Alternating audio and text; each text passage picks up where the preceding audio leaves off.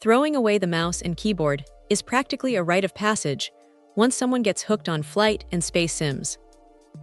Honestly, trying to wrangle complex spacecraft or vintage warbirds with a standard desktop setup just stops working after a while.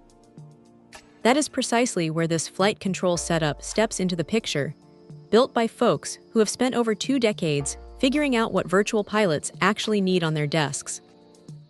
Right out of the box, plugging this into a Windows machine via USB is completely straightforward, working nicely across everything from Windows Vista all the way up to modern setups, whether running 32 or 64-bit architectures. Now, what really stands out about the stick itself is the underlying sensor technology.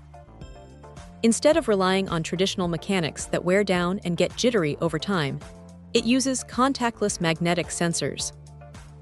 That means the precision stays crisp year after year, which matters a ton when someone is trying to pull off a delicate carrier, landing or line up a precise targeting reticle in the middle of a dogfight. Handling it feels surprisingly solid in the palm, though the lightweight plastic body might catch some veterans off guard. It definitely lacks that heavy, industrial metal heft of ultra-expensive boutique gear, but it makes up for it with sheer responsiveness. The stick is fully ambidextrous too, meaning left-handed pilots aren't left out in the cold, thanks to a few clever removable components that swap around with minimal fuss.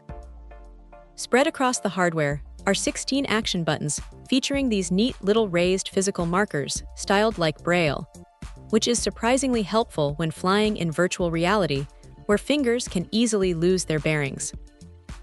There is an 8-way point-of-view hat switch, plus a twist rudder right on the main stick for yaw control without needing separate foot pedals immediately. Software support comes via a dedicated mapping suite that lets users build deep, custom profiles for individual titles, though diving into that profile builder can feel a bit like learning a second language if someone just wants to plug and play right away.